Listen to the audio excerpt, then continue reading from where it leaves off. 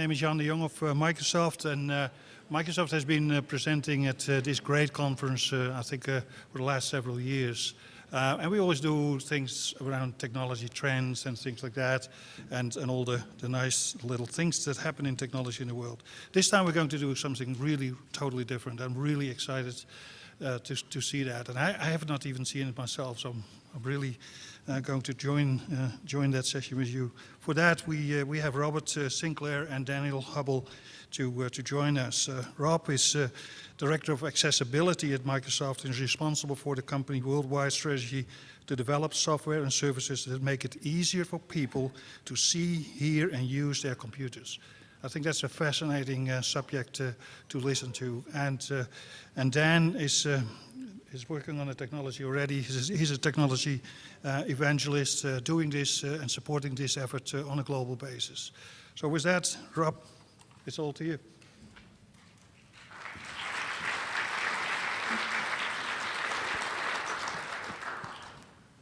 Great.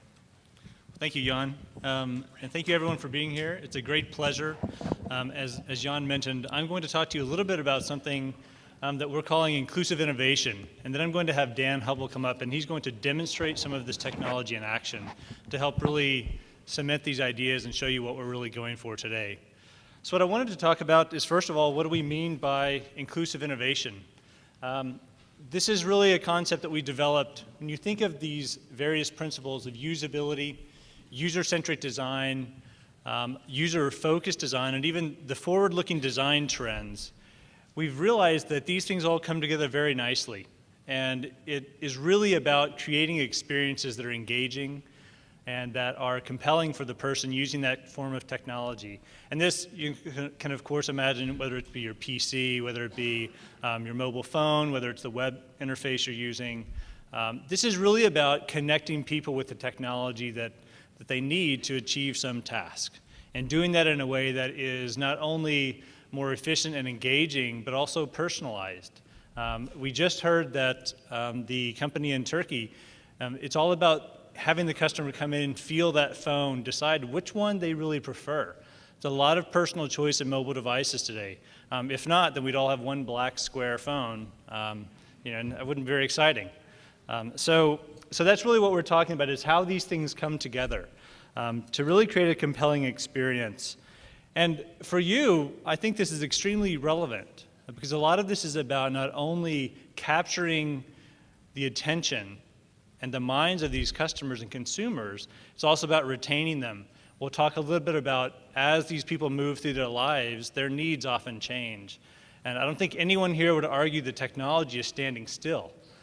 So not only is technology changing, but also each of our needs are changing. And so it's critical to not only capture that customer in the first place, but build that loyalty and ensure they continue shopping with you throughout their entire life. So we're going to talk a little bit about that. And of course, how do you convert people from shoppers to buyers? I think it's a well-known fact that the longer someone stays in the store or stays on your web page, the more likely they are to buy a product. We think this is extremely relevant to the user experience that you're presenting to them, or the customer experience. And one other quick data point, I think there's been a lot of research done on companies that really thrived and succeeded coming out of the Great Depression. And they've tried to, of course, understand what was it about these companies that helped them achieve that outcome. One of the data points that continues to surface is that these are the companies that during the Depression continued to invest in innovation, in new products, new services. Actually, Terry mentioned this morning that he believes this is the time to rethink your business, your approach, and I completely agree with that. And it's upheld by this whole data point around innovation, which is one reason we're talking about innovation today, is we think this is actually the perfect time to rethink how you're connecting with your customers, how you're presenting that retail experience, and are you actually converting those shoppers into buyers. So let's talk about the marketplace.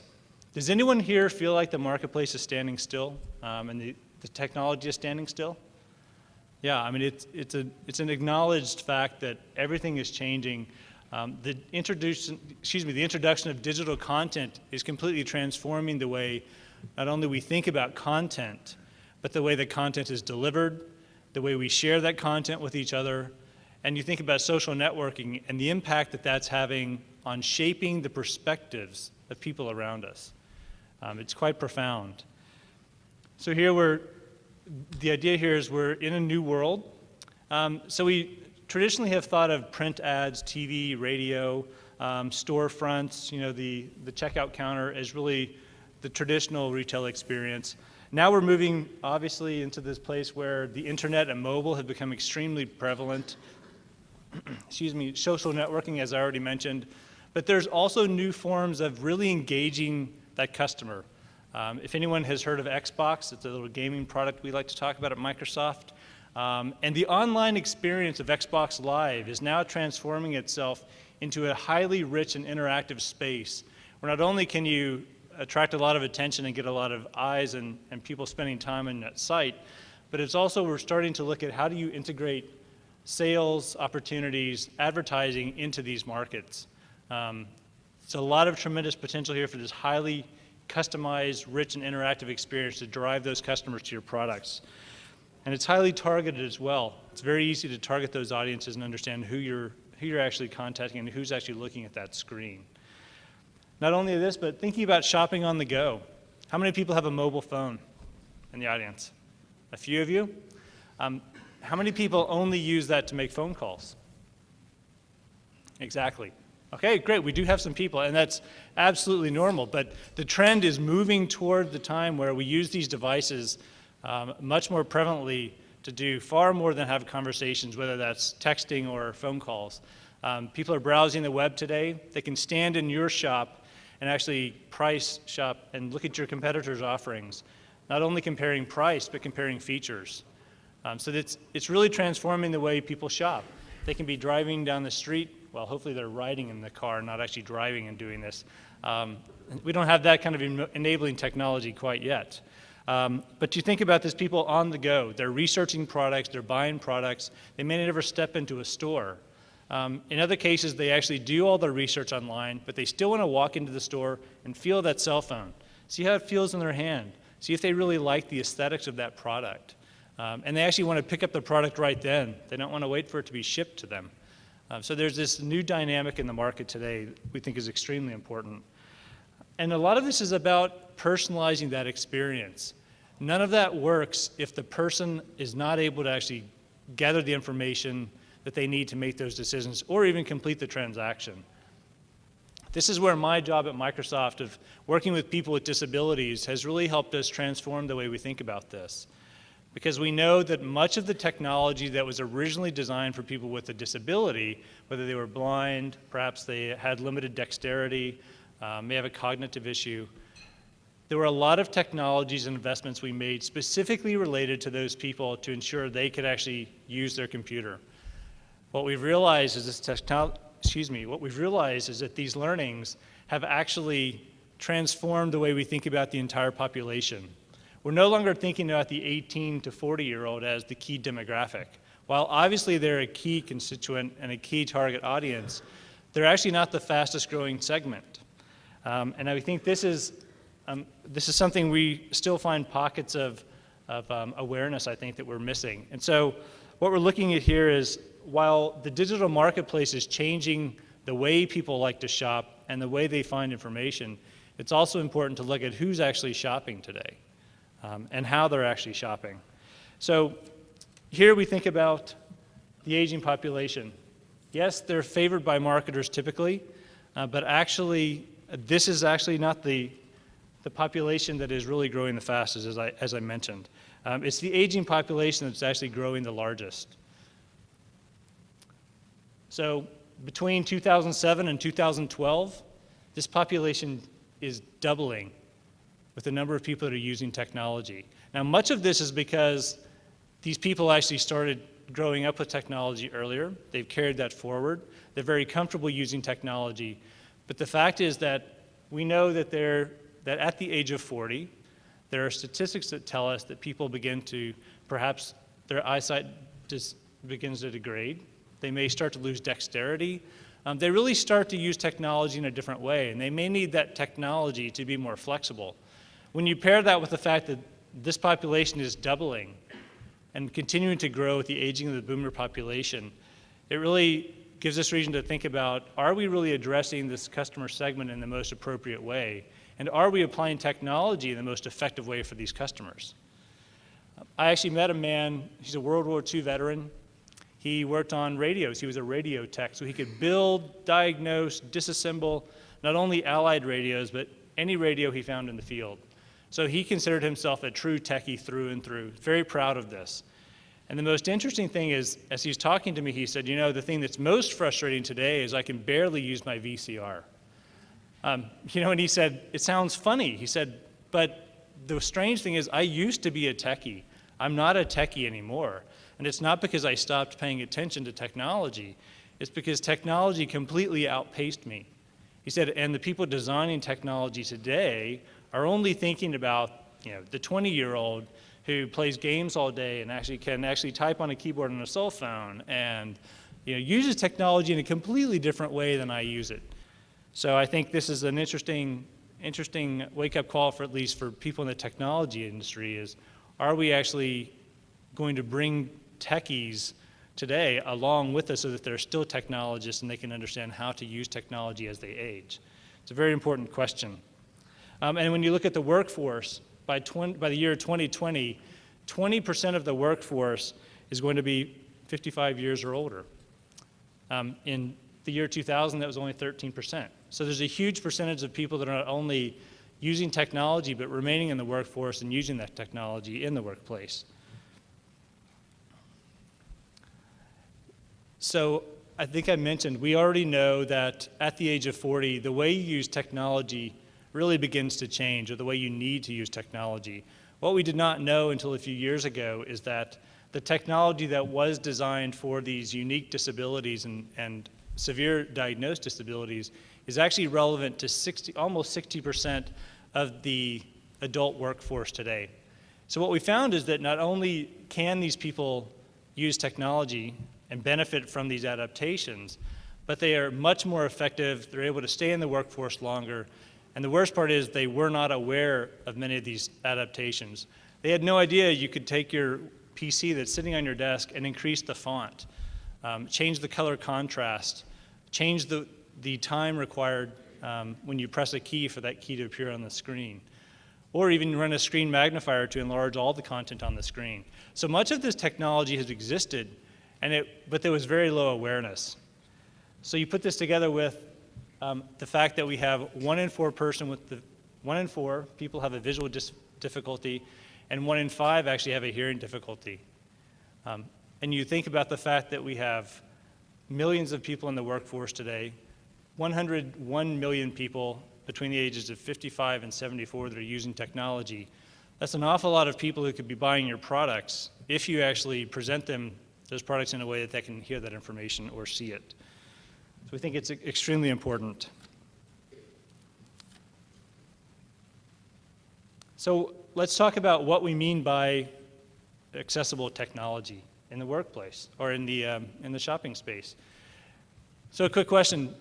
If you have a display or a kiosk that's displaying information to your customers, if someone is in that store and they're blind or has low vision, can they get the same information from that kiosk as someone who's sighted? If they have limited dexterity, are they able to work with that kiosk or open your packaging effectively? Or are these things they're going to struggle with and perhaps be frustrated with the product offering or the experience? It's really important to think about this end to end. And the good news is that Microsoft has great technology to bring to bear to these problems to actually help you create compelling, rich, and engaging experiences. And Dan's actually going to show us some of that technology in a few minutes. We really break this into 3 areas, though. One is adaptive. And by adaptive, what I mean is the technology being, quote, intelligent enough to help the customer. So for example, if you're using your laptop or your cell phone in this room, it's nice and dark. So you can see that display very easily as long as you're sighted. You've got great contrast, it's very vivid. When you walk outside on a beautiful Tucson day like this, it's much harder to see that display. That technology should be able to adapt to the brightness. Or if you're in a noisy environment, wouldn't it be nice if your phone, instead of listening to that voicemail, and now you can't hear it because you're in, say, a sports bar or a large group. If instead it could actually switch that content from voice to text, you could actually read that voicemail. Technology exists to do this, and it's all about adapting that experience to the person's not only needs personally, but their experience and their location that they're in at that time.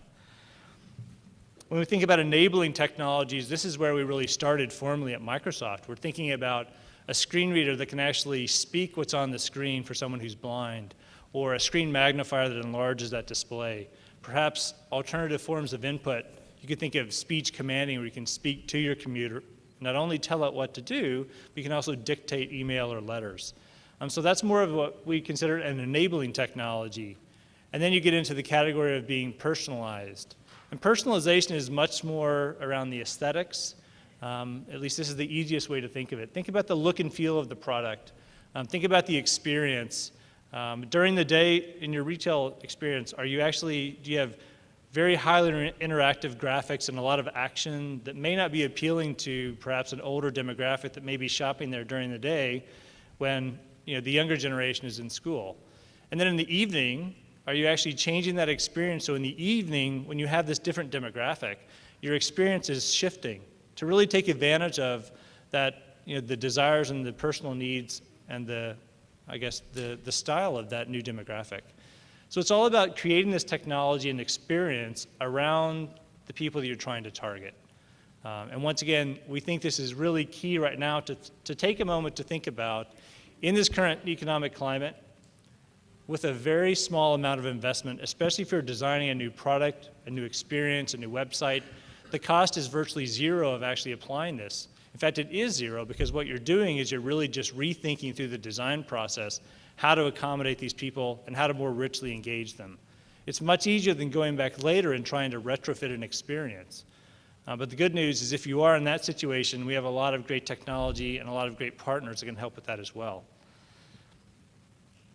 So with that, I'd like to summarize this by saying, really, this is one way of factoring the experience. We think about these different dimensions of the display, of whether you can hear, speaking, magnification, how you input information into the system, and how you really make it personalized. And I would challenge you to really think about a few things. We talked about the experience of, can someone who's blind get that same information from your experience? But also, are you finding ways that as people age, you can actually help them move through your retail experience, adapt with your products, or grow with your product lines to keep them engaged as they have changing preferences throughout their life? So I actually want to turn it over to Dan. The demo has already begun, it sounds like, in his pocket. So I think we should get him up here on stage and show you some of this technology in action. Dan, why don't you come on up?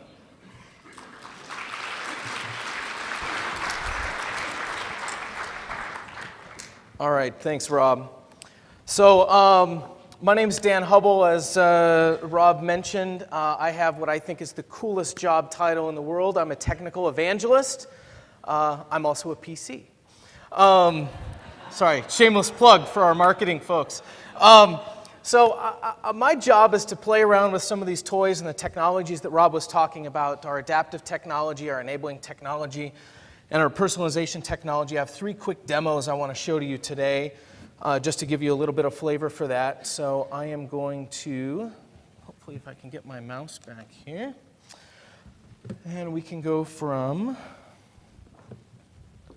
the top of the screen. So what I have for you today, this is Windows 7. This is the new version of Windows that'll be out sometime later this year. I've been told officially by our marketing team that the date we're telling you now is sooner than you think. That comes, I love these marketing guys, they're great. So I have a little game I want to play to show you this first technology. Rob was talking to you about magnification, and one of the things that we've done with Windows 7 is we've added a built-in magnifying technology that I think is pretty good. So I have a little game. Some of you probably remember a good friend of mine named Waldo. My 6-year-old loves when I do this game on stage. So, in any case, when you're looking at this screen, this image, it's a pretty busy image. It's hard to really make out from a distance, particularly those of you in the back. Probably have a hard time making out any of the specific scenarios. And if you remember how these Waldo pictures work, there's all sorts of cool, funny stuff happening all over. I mean, you're looking for Waldo, right? But there's a lot of cool detail. It's really hard to make out, though, in the current situation we're in, where you've got everything up on a screen and it might be sort of small up in the corner. So what I'm going to do a simple thing. There's a Windows key on the keyboard. I'm going to push the plus sign, and it's actually just going to start to zoom me right in on the screen. So what's great now is I can actually start to walk through what I'm looking at here on the screen to see if I can find Waldo. You'll notice there's an old granny on a motorcycle here with her cane off the back. And so one of the things that might be a little disorienting about this is understanding where you are on the screen. So one of the great things I can do here, if I push this key combination, I can actually zoom out, and it gives me a preview of where I might want to go on the screen. And when I pause, it's actually going to just zoom me back into that exact same space. This is both enabling and personalization technology, if you ask me. If you've got low vision, this was traditionally designed for people that have severe low vision as a disability. But let's think about our parents, maybe your grandparents. I even wear glasses to use the computer nowadays. And so having the ability to quickly change the way you're interacting with your technology, in this case the PC, and adapt it to the needs that you have. Maybe generally you're looking at a spreadsheet, you want to look at the entire context of something, but you need a little bit more data, or you need to be a little bit more crisper on what that piece of information is because you're having trouble reading it. That's what magnification can do for you. So I'm going to go ahead and scroll down. He's a little hard to make out because he's wearing his traditional backpack, but here's Waldo down here in the corner. So I'm going to zoom out of this. Actually, before I do that, one of the things that I do want to show is that I can come down and change the way that this works, and I can also go into a traditional magnifying glass. So if you wanted to actually use this experience to sort of hunt around the scene to find Waldo, again, it keeps the context of everything that you see on the screen, but I'm able to move around until I can actually find him down here in the corner. Great, so that's our magnifier. Now the second, I'm going to go ahead and close this for now and close this. Now the second thing I want to talk about, and we have on display out here in the foyer, is a new technology that we have out called Microsoft Tag. Now Tag is a two-dimensional data coding technology that we use in conjunction with the mobile phone. And I don't know if you guys, can you get the Elmo up? So what I've done, ooh, hey, is that in focus? See if we can get the focus working for you there. My tech guy. Is that better to see in the back? Great. Okay, so what I have here, and I'm actually going to set this microphone up next to this so you can hear. So one of the things that we were, if you're visually impaired, using a computer is actually a fairly difficult task considering that it's designed around this visual interface. Screen reading technology for the PC has been around for probably a dozen or so years, if not longer. But just recently, mobile phones have become powerful enough where you can actually have what we call text-to-speech or screen reading technology on a mobile device. So here I have a Windows mobile phone, and I have on it a screen reader. And what it's going to do is it's actually talking to me and telling me what I'm doing on the phone. Now, one of the things that I always like to brag about is this was designed for someone who's blind to be able to use their phone. I actually use it with my Bluetooth headset to have my phone read my email to me in the car on the way to work. Because in that sense, I sort of am virtually blind, right? I can't look at my phone, but I can listen to it. So what I want to show you, if you haven't seen out in the lobby, we have this new technology. This is our tag technology, and it's a little blown out on the thing here. But what I'll do is I'll go ahead and pull this up on my screen. So maybe if you can go back to the computer real quick. So on the screen, this is one of our tag barcodes that I created. Now, if you can imagine, if I'm carrying around my mobile phone, I'm visually impaired, maybe I'm blind, or maybe I have some other sort of severe visual limitation, it's possible I could have a hard time reading product packaging. Anybody have trouble reading product packaging, whether you are or aren't visually impaired? I know I have trouble. So one of the things that this tag technology allows us to do is actually program it to do various sorts of things. This one happens to be tagged with some text information that it's going to deliver to me when I snap a picture of that. So I'm going to open up the tag reader here on my phone, and Microsoft Tag Reader window, left soft exit, right soft menu. it's sort of hard to see on the, let me see if I can tilt this a little bit. So there's a small box that's sort of a frame. It actually activates the camera on my phone, and there's a small box for a frame. And the idea here is that I want to scan that box over one of these barcodes. It's going to take that information, it sends it out online, which I've pre-programmed with a set of instructions on what to do from that. That could be anything from going to a website that might give you more information. Let's say it's a billboard for a restaurant and you want to make a reservation for that restaurant. You could scan the tag and it would actually auto-dial the phone number right from your phone just by scanning the tag. You don't have to type any numbers in or remember it. It could deliver you, let's say the restaurant is around the corner from the billboard sign where you actually snap the tag. It could give you step-by-step directions on how to actually walk to that restaurant from where you snap that tag at. So in this case, what I'm going to do is I'm going to snap the tag that's on my screen, and it's going to read to me some product information. Microsoft Tag Reader window, Harvest Road Pretzel Minis. Low fat, no cholesterol. 55 calories per half-ounce serving. Left soft, okay. So imagine this is a piece of information that's being delivered to me from a product package. This happened to be some information off of the little bag of pretzels I got on the airplane on the way down here. But imagine if this barcode were on that piece of packaging. If I'm walking through the store, if I'm blind, visually impaired, how am I going to get that information about that product? I'm health conscious. I mean, just because I have a visual limitation doesn't mean I don't want to be knowledgeable about the products I'm buying. In today's environment, the best way to do that is have someone come along with you and actually read the product to you. And so with this sort of technology, I could take that product, I could pick it up, I could swipe it with my phone, and I could actually have that information read to me as I just demonstrated for you. So that's a quick example. We're more than happy, again, in the foyer afterwards to do some more in-depth demonstrations around that as well. So the last demonstration I want to show you is a similar sort of speech technology. Turn this down so it doesn't bark at us.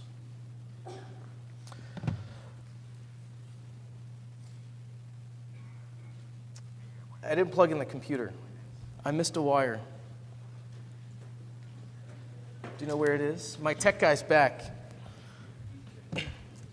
This is, you got to go with the flow when you got a job like mine. This is... Different natural voices with a choice of accents and languages. There you go. Perfect. Great. So what I've done here is I've gone to a website. This is a partner of ours called Textic, and Textic has a web-based application called Talklets.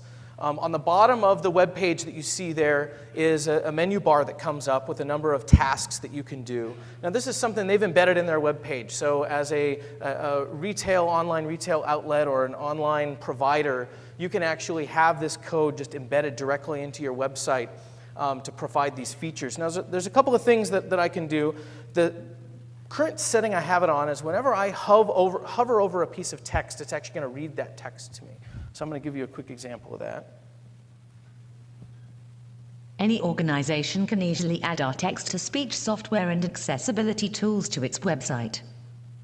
Talklets can even be specially designed to suit the style of your own site. Now, if you haven't gathered, Textic is a UK company. So they've got some, all the voices have a fantastic accent to them. So this is an example of where if I have a visual or a cognitive impairment, as we all know, websites can be very busy and very cluttered, and sometimes it's hard to distinguish between the different actions that we want to do. Having audio feedback can actually enhance that experience. I'm going to go to another UK retailer here, BMI Solutions. This is a printer ink cartridge sort of print services retailer. I'm going to come down here and I'm going to hover over this menu on the left. Kodak scanners, Fujitsu scanners, Panasonic scanners, Epson scanners, Silex servers. So you get the idea, again, in a menu that contains many, many items. It might be hard to distinguish some of them. They all have the word scanners in the name. That can be especially difficult if things look the same and sound the same. Having the audio feedback is just an additional reinforcement to that. I'm going to go back to the Textic site, and I want to show you a new feature that they have, because, again, this is a feature that I think is just wicked cool. Any Northeasters here? Wicked? I'm trying to throw in, the guy before us was good with the references. So one of the things that we think about, and again, kind of classifying non-traditional disability, if you think about ESL and the way that we communicate with our customers, someone mentioned localization in an earlier presentation, and localization, if you think of it from an international standpoint, can make sense, but in local markets, Tucson is a great example where you have a Hispanic population that vastly outnumbers the non-Hispanic population, and the Spanish-speaking population is of them is the majority. What you have here is the ability for, I'm going to come down here and I'm going to turn on in this language tab, I'm going to tell it to actually speak everything to me in Spanish. I'm going to go back to that same paragraph we read before, but this time it's going to be in Spanish. Cualquier organización puede agregar fácilmente nuestro software de texto a voz y herramientas de accesibilidad de su sitio web. Talklets incluso puede ser diseñado especialmente para satisfacer el estilo de su propio sitio. So what it's done is it's taken that data, I hovered over something, it's sent it out to the web, it's done a machine translation. I don't speak Spanish, so I hope it was a good translation. Someone I'm sure will call me out on that later. But the idea here is that you can have an English-based website, and with a simple tool that you as an online provider can integrate into your website, these services exist where you can actually go out, have machine translation done, and you have instant access to what was provided on here, I think 5 different languages, and I know that there are more that exist out there that are possible. So if you don't think of it as a disability, but someone who speaks English as a second language, there's definitely a communications barrier, and they might as well be visually impaired. If they can't read the text and understand what it says, whether you're blind or whether you cognitively just don't understand it, it's really the same problem. You don't get the information that you need. So here's what I think is a fun example of how we can use technology to sort of enhance that experience. So with that, I think I'm going to turn it back over to Rob. And if you have any questions, again, we're out in the foyer demoing a bunch of this stuff. Oh, I should add, before Rob comes to steal the stage, we also have a number of folks from our retail team, and they have our retail touch experience out there. One of the things that I didn't mention earlier with the magnification is that we're really looking at how do we combine these experiences, both speech input, speech output, touch, gesture, magnification. All of those things are really coming together in our technology experience today, both on our mobile devices and on our computing devices.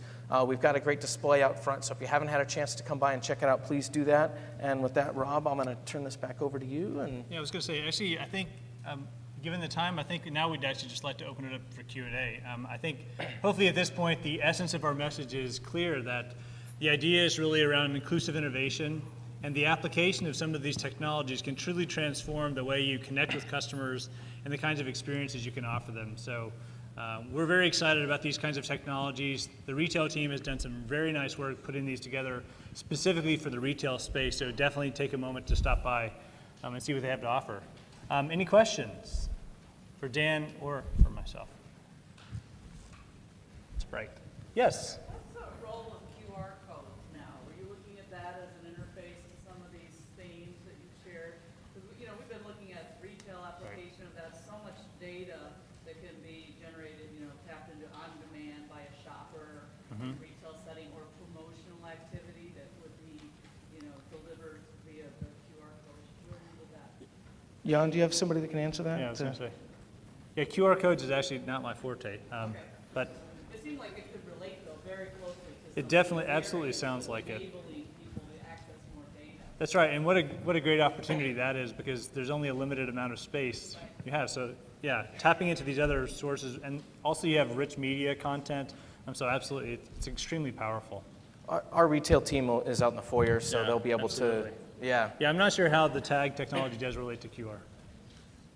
Yes, sir. I don't mean to be a Luddite, but within the global consumer marketplace, mobile is the new tool as a wallet, as a method of communication. That's right. Given that two of your biggest competitors, Google and Apple, are arguably preeminent, if not dominant in that space, how will you overcome that Rubicon for you to then dominate in the way that you have the laptop? Does Apple have a phone? I didn't realize that. Never heard of it. Actually, what I will mention is that the first iPhone app that we released was actually the tag reader. So That's right. this technology is device agnostic from our. Yeah, there's standpoint. actually a couple of things. Obviously, we do recognize that our mobile offering has a little bit of work left to do. But there's some great work happening in the company around that, and in particular, so we have obviously long-term and short-term plans. I don't know if you saw some of the recent announcements that we're working with some designers to actually reshape the way the new Windows mobile devices that are coming out this year, reshaping those and redesign those to be much more of a design element. And so there's the aesthetics that are being addressed right away. There's also a lot of great platform technologies that actually exist in the mobile platform and don't exist in the other platforms. So this is where we really rely on our partners and the carriers to take advantage of this. And I don't know how many do you know how many hundreds of vendors we have building mobile devices on Windows? It's Mobile? hundreds, I know that. Yeah, so it's a great question. Obviously, it's a big challenge for the company. Steve Ballmer's not shy about talking about it as well. We do recognize that Apple has a nice little device. We've heard of it. But actually, I mean, in all seriousness, we really do believe that Microsoft has something unique to offer. And what this is really keyed on is the fact that it's great that other people have sexy individual handheld devices. The difference is, how does that device relate to the rest of the ecosystem and the rest of the digital lifestyle that we all live? Those devices today don't actually relate very directly to your laptop or your PC or your TV at home. Microsoft believes that's our place to actually play. This is to actually connect all the way from the mobile device to the desktop PC or laptop to the home TV and entertainment system. So this is where Microsoft is going to be making a significant investment, and I think you'll be very excited by some of the things we're working on there. Absolutely. Great question. Thank you. Ma'am, yes. Oh, here's a mic for you. Are you going to integrate speech recognition into your product so that whether it's a cell phone or a PC, you really are device agnostic? You didn't I demonstrate love this. it. I didn't demonstrate speech. I could have. I thought you were going to. I looked at my watch because I could run and get my headset. No, if you want to, I could show it to you out front. We have both in Windows Vista and Windows 7 integrated speech recognition that works across any application that's working on the desktop. The accuracy out of the box with no training by just turning it on and configuring your microphone profile is around 90%. I like to say most of the training is for you, not for the computer. It's training you to understand what are the commands you need to use and sort of how you interact with speech. It's a little bit different, and if you haven't used speech before as an input method, what's interesting and challenging about it is you have to speak your punctuation. You have to speak very clearly. You can't use a lot of slang. So there's still some nuance. It's not perfect natural language yet, but I can tell you I do some demos that are a lot of fun. And it's not just about dictation as well. It's about commanding your computer. The two favorite demos I like to do are playing solitaire, which of course is the only reason to have a computer, right? And editing a photograph. You would think, how would I edit a photograph with my voice? But you certainly can do it, and it's rather easy to do. Just to extend off of that, one of the things that I really started to talk about that I think is a trend from a technology side is looking at, I think as a technology industry, we have thought about the way we interact with technology very in these isolated ways. I either use a keyboard or a mouse, or I'm using speech, or I'm using touch, or I'm doing whatever the new fangled technology might be. And we're starting to see those lines blur, I think, for the better. We represent accessibility, and so the way that we think about how this idea of customizing and personalizing your experience, if that becomes a spectrum of input. I'll use the example, you're typing a paper. We have a lot of students in the room. You're typing a paper on your computer. Typing is still the most efficient way to input textual information because we actually write very differently than we speak. So speaking as a dictation method, while it's enabling, is not necessarily the most efficient way. I'm typing, I realize I have 2 paragraphs and I'd like to change the order of them. Well, imagine being able to just reach up from your keyboard, highlight that paragraph on the screen and move it to where you want it to go and not have to grab your mouse and change, using quick keys and all that stuff. I should just be able to grab it and drag it, right? You can do that today. Integrate into that when you're all done. Why isn't the computer listening for some quick commands that I would use normally, like print, save, copy, paste? So I should be able to highlight my things, do my editing, and then say, okay, print it to the office printer, and it would come out. That's where I see the evolution of sort of speech technology going, is really this integration of those things. For someone who has a physical disability that can't use the keyboard, they can rely more on those other input methods more than they would on the keyboard. And so there becomes this spectrum where you really see how the way we interact can slide based on our own preferences. Another great example of that is you're building a document, you insert a photograph, you tap on the screen, slide it to where you want it, you say remove red eye, and then you keep on typing. I mean, it's speech, touch, text all in one. So maybe time for one more question, I think. Yes, sir.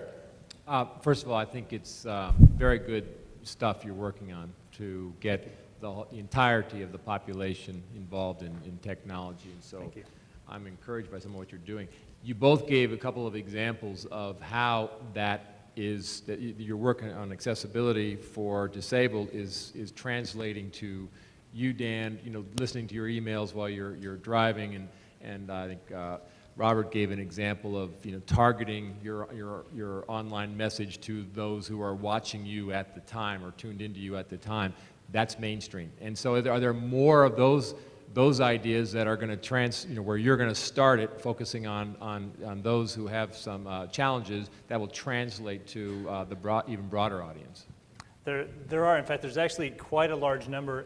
In fact, since we've started going down this path, and we work with a lot of partners and we promote this wherever we go, it's starting to multiply. Not surprisingly, a lot of people are now understanding the value of this. In fact, the example Dan just gave was speech recognition. The primary focus for that product, including that in the Vista product, was specifically targeted for people who did not have the ability to use a mouse or a keyboard, but they could see the screen. So it was specifically targeted for that audience. Well, obviously, it's very popular with many, many people to be able to finally command and control their PC just using their voice. So yeah, there are a wide number of these. Our retail team, in fact, is also, they have some great technologies about having more of an in-store presence and understanding. We saw some of this actually with the heat map of activity in the store. There's actually some other thinking around, and this isn't my area of expertise, but I've seen some great demonstrations of technology that even improves our ability to understand who's in the store and what their needs may be actually. How they actually interact with the kiosk can actually give us some clues as to what kinds of modifications we might want to make to the kiosk. There's a parallel to this is a lot of research that was done when I was in my master's program around typing behavior. Just by watching the way someone's typing on the keyboard and how many times they use the delete key or the backspace key, you can actually automatically detect challenges that they're having typing with the keyboard. And you can dynamically start to modify the behavior of the keyboard. And in particular, the example was if someone is slow to release a key and they press so they get multiple characters for the same letter, then you see them deleting them all the time. You actually increase that time that they have to hold the key before they type. So all of a sudden, as they type, their keyboard is adapting, and suddenly they're not having to correct anymore because the keyboard is just going slower for them. There's a million examples. Do you have a You know, the one, Terry, that came to mind in relationship to sort of this industry, and one of the great things about the job that I have is I get to touch all the various pieces of Microsoft, and so it's been sort of a learning experience for me to learn about this business. Our Retail Experience Center in Redmond that we just created really brought a number of things to light for me about how we could integrate accessibility more in a retail environment. And one of those key technologies is RFID, and I know there's been probably endless conversations around that sort of technology at other conferences that you've had. But imagine, again, using the power of a mobile phone. I mean, today, it was a gentleman at NASA that actually told me at the AARP conference in September, he says, the amount of computing power in your cell phone today is actually 10 times the amount of computing power that was encapsulated in the computers that sent man to the moon. So if you think about how much power here, if anybody is an engineer and wants to try and build a rocket ship out of your phone, but the idea is that we now have enough computing capability that we carry around in our pocket that enables these sort of new scenarios. So again, going back to the blind and visually impaired scenario, if I'm using my phone and let's say there's some sort of an application that a retailer might have that I could install on my phone with GPS or even RFID built into a lot of phones, Asia in particular, they have RFID built into phones now. As I'm walking through the store, RFID readers can actually sense where I'm at, and I could have a shopping list pre-prepared for me on my phone, and my phone could actually walk me through the store, tell me where products are, and because all of those products are already RFID enabled, I can get to the checkout counter and not have to physically do anything with my packages and be checked out as I walk through the turnstile on my way out. It's about independence. It's about personalization. How do I create an experience that empowers that customer to say, hey, I want to come back here because I'm getting the experience and I'm getting the information that I really want, and I don't have to rely on others, or I don't have to rely on technology that I normally wouldn't have with me. So those are the sorts of things that we've been thinking about.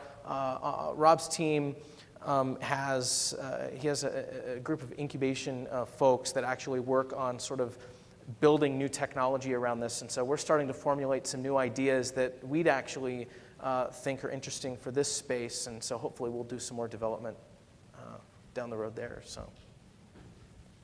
Great, well, thank you very much. So we've already mentioned we're going to be in the back, so for a couple of hours at least. So please feel free to stop by, get a demonstration, or ask us more questions. And thank you very much. Enjoy lunch. Thanks.